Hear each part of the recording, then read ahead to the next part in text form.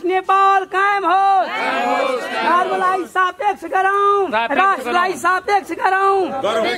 नागरिकता विधेयक मार्फत जति पनि नागरिकले नागरिकता पाएको छन्, तरका असली नागरिकता पीडितले नागरिकता पाएको छन्, असली पीडित कसैले पाएको छैन। भारत, बिहार वा तपाईको तिब्बतबाट आएका आप्रवासी, सुकुम्बासी र यो देश बर्बाद गरेर आउने जनताले मात्रै पाएका छन्। विशेष गरी त 80% मुसलमानले नागरिकता पाएको छ नेपालमा। 80% मुसलमानले नागरिकता पाएको छ। त्यो तपाईको घरमा छिरेर आगो लगाए के हेरेर बस्नु तपाईहरु? काठमाडौँमा नाकाबन्दी गराउने के बिउरी थियो भने यहाँ नाकाबन्दी गर्ने राजेन्द्र महतो थियो। यसको ज्वलन्त उदाहरण के भयो भने त्यसपछि आएको तत्काल आएको चुनावमा केपी ओलीले जनकपुरबाट उम्मेदवारी नदिएर, एमालेले उम्मेदवारी नदिएर राजेन्द्र महतोलाई जिताए। जनआन्दोलनमा सबैभन्दा प्रभावित, सबैभन्दा पीडित क्षेत्र भनेको हाम्रो तराई क्षेत्र। हामीलाई हाम्रो यो धरती तराईलाई, तराई मधेसलाई हरेक नेताहरूले खेल्ने मैदान बनाए। कसैले नाकाबन्दीको नाममा खेले, कसैले आन्दोलनको नाममा खेले, कसैले मधेसी पहाडीको नाममा खेले। तर यो मधेसी पहाडीको नाममा खेल्ने हरेक नेताहरू म तपाईलाई जानकारी गराउन चाहन्छु। सबै नेताहरू एउटै टेबलमा बसेर आज हामीले यति जनता मार्यौं, यति जनतालाई शहीद बनायौं, उनीहरू शहीद भन्छन्। यो मूर्ख जनतालाई हामीले मारेर ल चेस गरौँ भनेर रक्सी खान्छन्। किनभने कुनै पनि शहीदको परिवारलाई कुनै पनि ठाउँमा उनीहरूले बाचा गरे अनुसारको आजसम्म सुविधा दिएको छैन। एउटा शालिग मैले बिनियोगको देखेको थिएँ, 5 जनाको शालिग खोला छेउमा लथालिङ अवस्थामा थियो। हामीले अबको परिवेशमा चाहे इसाई तत्त्व होस् या जिहादी तत्त्व होस्, म कुनै धर्मको नाम लिन चाहँदैन, तर जिहादी तत्त्व भनेपछि अधिकतम हिन्दू समाज बुझिसकेको होला। तिनीहरूले गरेको गतिविधिको मुद्दो जवाब अब हाम्रो कार्य समितिहरूले आफ्नो स्थानबाट दिने नै छ। र हामीले तलदेखि माथिसम्म, गाउँ कमिटीदेखि लिएर केन्द्र समितिसम्म र विभिन्न राजनीतिक दलहरूसम्म पनि हस्तक्षेप गर्नु पर्यो भनेदेखि त्यो हामीले त्यो दायरा बढाएर अब चाहिँ सनातन धर्ममाथि हमला गर्ने तत्त्वहरूलाई कुनै पनि शर्तमा हामीले माफी दिने छैनौँ। सुनसरीको प्रशासनले जिहादीहरूको प्रलोभनमा परेर हिन्दूमाथि, हिन्दूले विभिन्न मुद्दाहरू दायर गर्न जाँदाखेरि मतलब अनाकानी गरेको अवस्था थियो। उनीहरूलाई पनि म यहीबाट आग्रह गर्छु, अब त्यस्तो नहोस्। नभए तपाईहरूको सर्वको लागि या तपाईहरूको पदच्युतको लागि पनि हामी सङ्घर्षमा जान सक्छौँ। त्यसकारणले अब नेपालको संविधानमा जे कुरा उल्लेख छ त्यो कानुन अनुसार तपाईहरूले अक्षर स्वरूप पालना गर्नुहोला। यति भन्दै यदि तपाईहरूले पालना गर्नु भएन भनेदेखि हामी तपाईहरू जय श्रीराम, जय नेपाल, जय श्रीराम, जय नेपाल, हर हर महादेव, हर हर महादेव, जय नेपाल, जय श्रीराम, जय नेपाल, जय श्रीराम, जय नेपाल, जय श्रीराम, जय नेपाल, जय श्रीराम, जय नेपाल, जय श्रीराम, जय नेपाल। जसरी हामी अहिले सुनसरीको इनरुवामा छौँ। एक घर एक राष्ट्रिय झण्डा अभियानलाई यहाँ ल्याउनु पर्छ र यहाँका जनतालाई पनि हरेक घरमा देशको लागि स्वतन्त्र बनाउनु पर्छ भनेर चन्देश्वर चौधरी सर र विशेष गरी राजेश यादवजीको विशेष आग्रहमा र जिद्दीपनमा हामी अहिले यहाँ आएको छौँ। र देख्न सक्नुहुन्छ पृष्ठभूमिमा सबै घरमा राष्ट्रिय झण्डा झुन्डाउनु भएको छ र हर घर राष्ट्रिय झण्डा, घर घर राष्ट्रिय झण्डा अभियान उहाँहरूले चाल्छु र अब सुनसरी जिल्लाभरि राष्ट्रिय झण्डा फहराउँछु भन्नुभएको छ। राजेशजी तपाईँको पनि 2 शब्द जाओस्। अब चाहिँ यहाँ हामीले नेपालको संस्कृति रक्षाको लागि राष्ट्रिय एकताको आवश्यकता छ र त्यो राष्ट्रिय एकताको आवश्यकता अन्तर्गत हामीले देशभरि नेपालको र हिन्दू धर्मको पहिचानको रूपमा रहेको सूर्य र चन्द्र अंकित नेपालको झण्डालाई हामीले हरेक घरमा पुर्याउने प्रयास गर्छौँ र हाम्रो मनोजजीहरूले चाल्नु भएको यो अभियानलाई सफल बनाउँछौँ। यति भन्दै अब हामी नारा लगाउँ, जय मातृभूमि, जय मातृभूमि, जय मातृभूमि।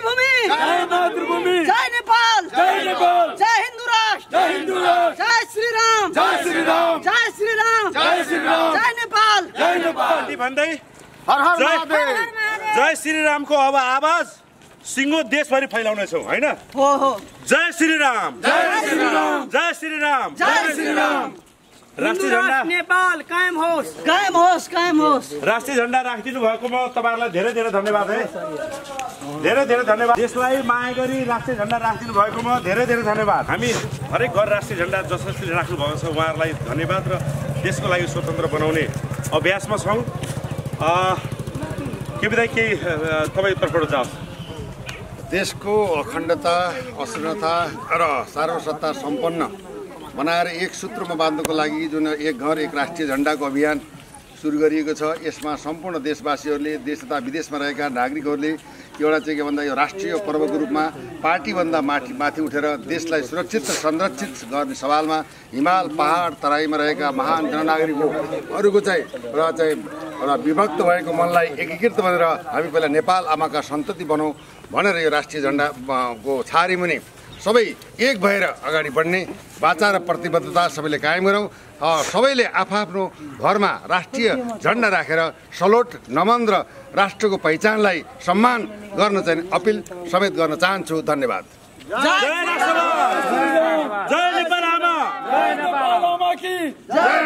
हिन्दू राष्ट्र नेपाल कायम होस्, कायम होस्, कायम होस्। हिन्दू राष्ट्र नेपाल कायम होस्, कायम होस्, कायम होस्। हिन्दू राष्ट्र नेपाल कायम होस्। धर्मलाई सापेक्ष गरौँ, राष्ट्रलाई सापेक्ष गरौँ।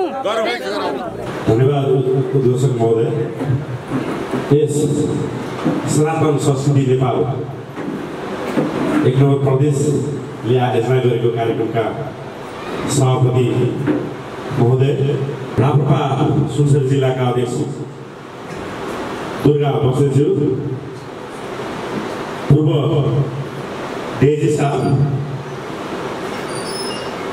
एक घर एक राष्ट्रिय झण्डा महाअभियानका संरक्षक साथै अभिभावक केपी शर्मा पन्थीज्यू, मेरा अभिन्न मित्र राजेश यादवजी, जसको नाम म सुनाउन चाहिन्न, वैदिक सनातन हिन्दू अधिराज्य हुनुपर्छ र वैदिक सनातन हिन्दू अधिराज्य स्थापना गराउनुपर्छ भनेर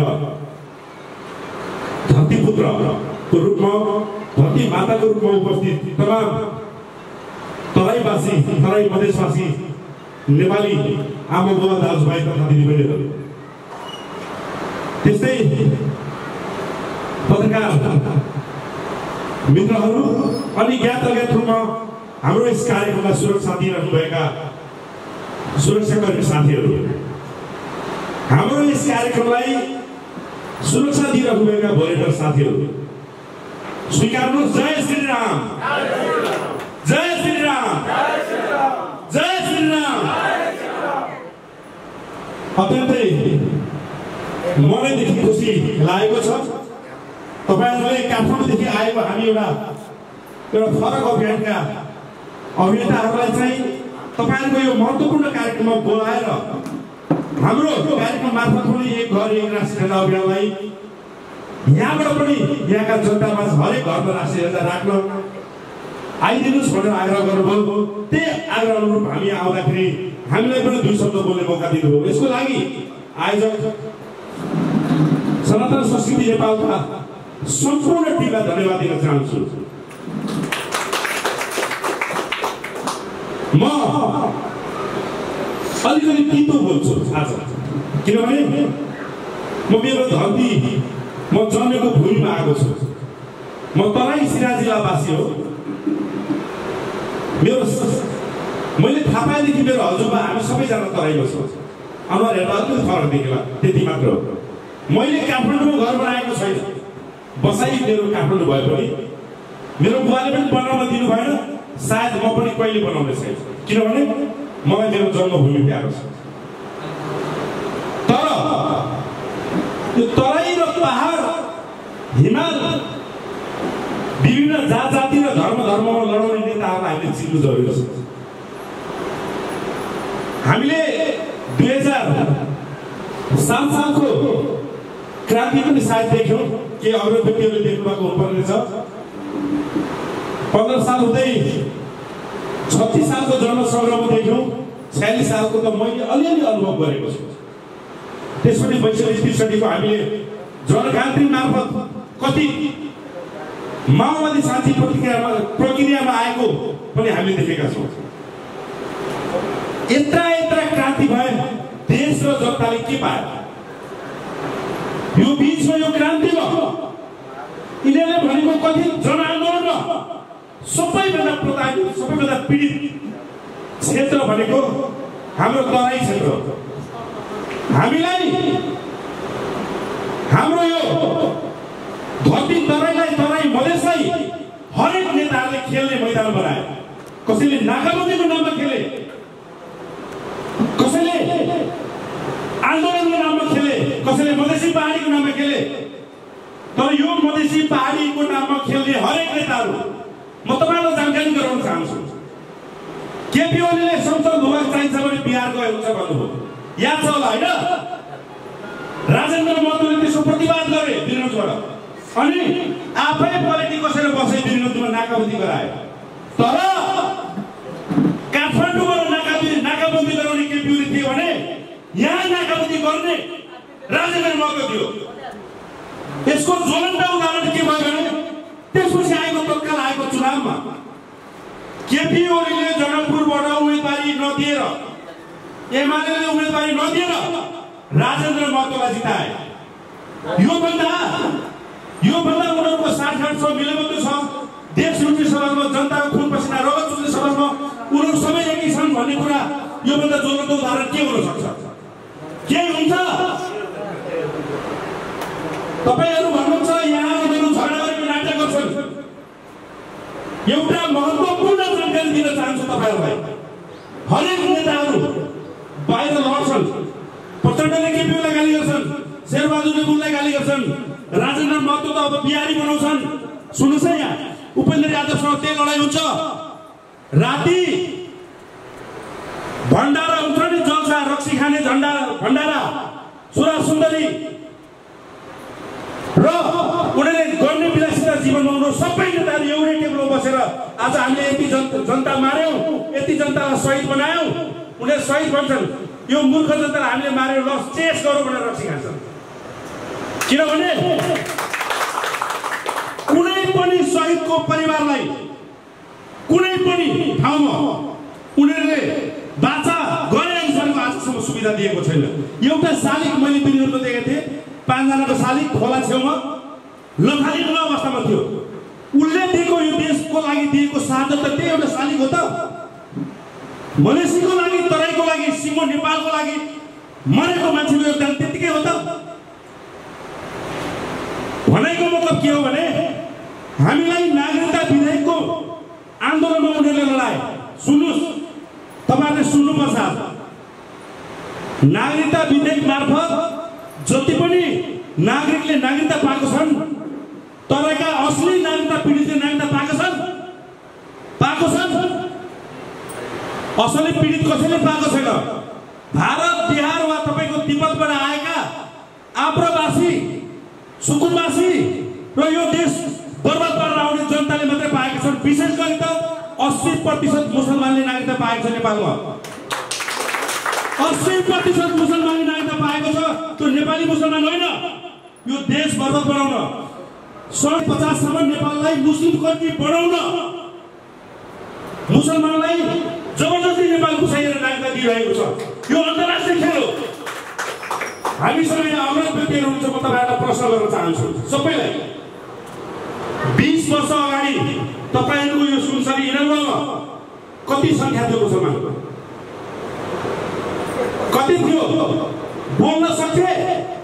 कुनै अनुमतिले बिना उनीहरूले कुनै कार्यक्रम गर्न सक्थेनन्। आज तपाईको घरमा छिरेर आगो लगाए, के हेरेर बस्नु तपाईहरु?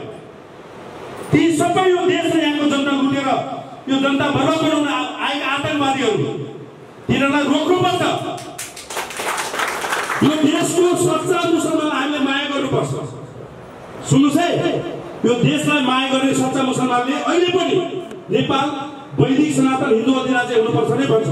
तर यो देशमा आतंक फैलाउने रोहिंग्या मुसलमान, बंगलादेशी मुसलमान, पाकिस्तानी मुसलमान, र घुसपेट भएको भारतबाट आएको मुसलमानहरूले यो देश बर्बाद बनाउँदैछन्। विशेष गरी उनीहरूको नेपालमा आगमन भएपछि अतिक्रमण हुने ठाउँ भनेको तराई हो कि होइन? अलि आवाजले भन्नुहोस्, पुगेन आवाज, हो कि होइन? त्यो हो भने त्यसलाई रोक्नुहोस्। नागरिकता विधेयकले सबैभन्दा बढी घाटा कुनै प्रदेशलाई कुनै क्षेत्रलाई भएको छ भने त्यो तराई क्षेत्रलाई भएको छ। यहाँ नागरिकता विधेयक मार्फत नागरिकता लिने कोही पनि व्यक्ति काठमाडौँ गएर घर बनाउँछ? पहाड हिमालमा जान्छ? जाँदैन। बस्ने त तराई क्षेत्र हो नि। अनि उनीहरूको जनसङ्ख्या बढ्ने, अनि तपाईँ हामी यी प्रदेश हुन्छौँ। उनीहरूले सोध्छ हामीलाई तेरो घर कहाँ हो? मलाई त्यही घटना भयो मिर्चियामा।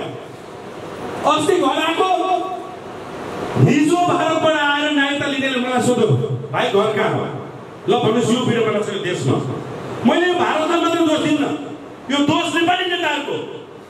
मैले चाइनालाई मात्रै दोष दिन्न, मैले अमेरिका वा सिआइएलाई पनि दोष दिन्न।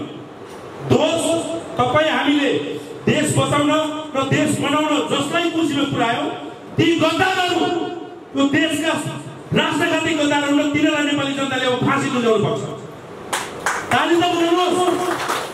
र यसमा हरेक नेपालीले यो मेरो कर्तव्य हो, यो मेरो दायित्व हो भनेर अगाडि बढ्नुपर्ने हुन्छ। नभए यो मुलुक हामी अब बचाउन सक्दैनौँ। बनाउने त कुरै छोडिदिनुहोस्, फिजी वा सिक्किमीकरण त लगेर भइसकेको छ। अब नेपाल र नेपाली हौँ भन्ने नै अवस्था नरहन सक्छ यदि हामी बेलैमा सचेत भएनौँ। गद्दारहरूलाई हामीले हरेक नेपाली यो हाम्रो कर्तव्य हो र हामीले अब यो विरुद्ध आवाज उठाउनुपर्छ र सङ्घर्ष गर्नुपर्छ भने हामीले सोचेनौँ भने अब हामीले हाम्रै देशमा शरणार्थीको जीवन बिताउनु पर्ने हुन्छ। साथी हो, म भावुक भयो, किनभने म मेरै धरती जहाँ मेरो जन्म भयो तराई, त्यहाँ आएर तपाईँहरूले मलाई बोल्ने मौका दिनुभयो।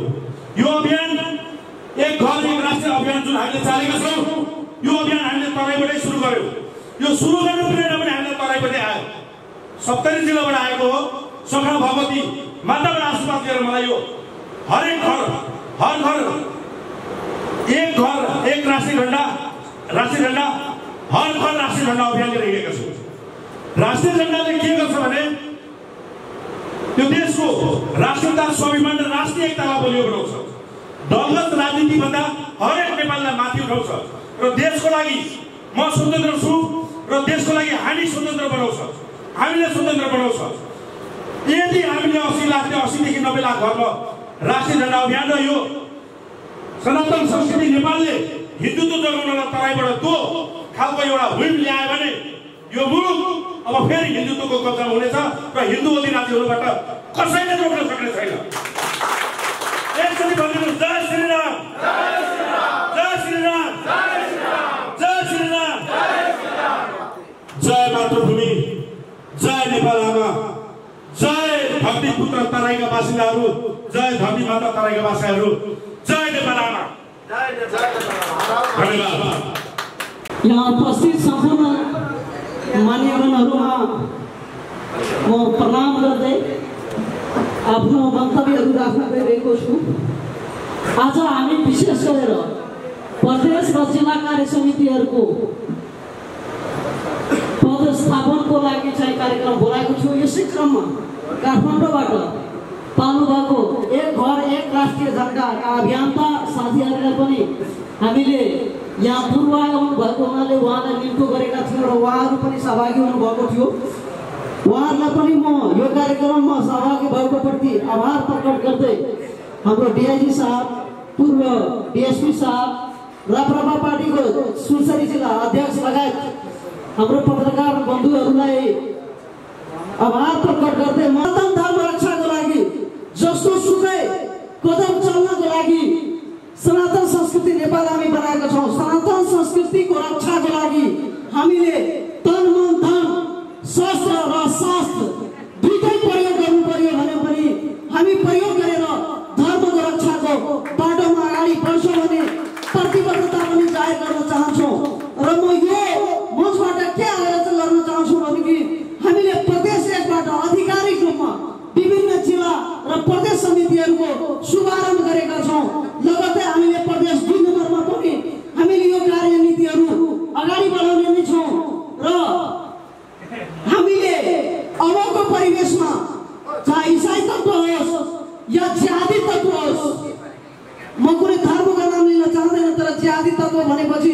अधिकतम हिन्दू समाज बुझिसकेको होला। तिनीहरूले गरेको गतिविधिको मुद्दो जवाब अब हाम्रो कार्य समितिहरूले आफ्नो स्थानबाट दिने नै छ र हामीले तलदेखि माथिसम्म गाउँ कमिटीदेखि लिएर केन्द्र समितिसम्म र विभिन्न राजनीतिक दलहरूसम्म पनि हस्तक्षेप गर्नु पर्यो भनेदेखि त्यो हामीले त्यो दायरा बढाएर अब चाहिँ सनातन धर्ममाथि हमला गर्ने तत्त्वहरूलाई कुनै पनि शर्तमा हामीले माफी दिने छैनौँ, छुट दिने छैनौँ। र म यही मञ्चबाट यहाँ उपस्थित भएको मिडियाहरूको साथीहरूको माध्यमबाट त्यो यो नेपालको शासकवर्ग जो सत्ता चलाइरहेको छ, जो प्रशासनिक निकाय हेरिरहेको छ, जो तपाईँको ब्युरोक्रेसीमा बसेको छ, उनीहरूलाई म यो हिन्दू सनातन संस्कृतिको नेपालको तर्फबाट निर्देशन दिन चाहन्छु कि अब तपाईँहरूले नेपालको संविधानमा जुन उल्लेख गरेको छ कि सनातन धर्मको संरक्षण गर्ने, त्यो संरक्षण गर्ने नीतिमा अगाडि बढ्नुहोस्। नभए भोलिको दिनमा हामीले तपाईँहरूको विरुद्धमा पनि बोल्नलाई कसैले रोक लगाउँदैन या कारवाही गर्नलाई कसैले रोक लगाउँदैन। र मैले यो विषयमा पनि प्रश्न मार्न चाहन्छु कि केही दिन अगाडि सुनसरीको प्रशासनले जिहादीहरूको प्रलोभनमा परेर हिन्दूमाथि हिन्दूले विभिन्न मुद्दाहरू दायर गर्न जाँदाखेरि मतलब अनाकानी गरेको अवस्था थियो। उनीहरूलाई पनि म यहीबाट आग्रह गर्छु अब त्यस्तो नहोस्। नभए तपाईँहरूको सर्वको लागि या तपाईँहरूको पदच्युतको लागि पनि हामी सङ्घर्षमा जान सक्छौँ। त्यसकारणले अब नेपालको संविधानमा जे कुरा उल्लेख छ त्यो कानुन अनुसार तपाईँहरूले अक्षर स्वरूप पालना गर्नुहोला। यति भन्दै यदि तपाईँहरूले पालना गर्नु भएन भनेदेखि हामी तपाईँहरूको विरुद्धमा सङ्घर्ष गर्छौँ। र हामीले यहाँ मञ्चबाट के आग्रह गर्छौँ भनेदेखि अब हामीले हरेक पोलिटिकल पार्टीका नेताहरूले योभन्दा अगाडि अफिसको उद्घाटन गराएका थियौँ। कुनै पनि पोलिटिकल पार्टीका नेताहरू आउनुभएको थिएन। तर यसपालिको कार्यक्रममा राप्रपाका प्रतिनिधिहरू आउनुभएको छ। उहाँहरूलाई म आभार प्रकट गर्न चाहन्छु। र अरू राजनीतिक दलहरूलाई म के आग्रह गर्न चाहन्छु भनेदेखि सामान्य सानो एउटा भोट ब्याङ्कको लागि तपाईँहरूले आफ्नो धर्म संस्कृतिलाई नछोड्नुहोस्। यो कुनै पोलिटिकल पार्टी होइन, यो सनातन धर्म रक्षाको लागि एउटा मञ्च हो, एउटा प्लेटफर्म हो। यसमा तपाईँहरू जोड्नुहोस्। जति पनि धार्मिक सङ्घ संस्थाहरू यो देशमा एग्रेसिभ भएर अगाडि बढिरहेको छ तिनीहरूलाई तपाईँहरूले आफ्नो स्थानबाट साथ दिनुहोस् र हिन्दू सङ्गठनहरूलाई मजबुत बनाउनुहोस्। र हिन्दू सङ्गठनहरूलाई मजबुत बनेको यहाँको धर्म संस्कार संस्कृति एक मतलब मजबुत भयो भनेदेखि तपाईँको बाल बच्चा तपाईँको आउने पुस्ता सुरक्षित हुन्छ। नभए यहाँको सनातन संस्कृति मेटियो भनेदेखि हामी तपाईँलाई अग्रसित रूपमा गुलाम बनाउँछ। त्यो गुलामीबाट बच्नको लागि पनि नेपालको सनातन संस्कृतिलाई जोगाउनको लागि हामी सम्पूर्ण सनातन हिन्दू धर्मावलम्बीहरू एक मञ्चमा आउनुपर्छ, हिन्दू सङ्गठनहरूमा जुट्नुपर्छ र सनातन संस्कृति रक्षाको लागि एउटै स्वर हुनुपर्छ। गर्व से कहो हम हिन्दू है, गर्व से कहो हम सनातनी है, गर्व से कहो हम नेपाली है। यी नाराहरूको साथ हामीले आफ्नो धर्म संस्कृतिको रक्षा गर्दै अगाडि बढ्नुपर्छ। यो फेरि हामीले नेपालको हिन्दूहरूको लागि मात्रै होइन, विश्वभरिमा रहेको सम्पूर्ण हिन्दू धर्मावलम्बीहरूको चाहिँ प्रतिनिधित्व गर्दै। किनभने नेपाल विश्वको हिन्दू देश हो र नेपालका राज्य सत्ता विश्वको हिन्दूको सम्राट बनेर चिनिएको थियो। त्यसकारणले हामीले पुरै संसारको हिन्दूहरूको प्रतिनिधित्व गरेर कार्य गर्नुपर्छ। र संसारमा हिन्दूमाथि कहीँ पनि अन्याय अत्याचार भयो भने त्यसको प्रत्युत्तर हामीले अब नेपालबाट दिनुपर्छ। र मलाई आशा छ कि सनातन हिन्दू धर्मावलम्बीहरू त्यसको प्रतिनिधित्व गरेर आफ्नो अभिभावकको भाव निभाएर जवाब अवश्य दिनुहुन्छ। र आफ्ना बानीहरूलाई यही विराम दिन्छु। जय मातृभूमि।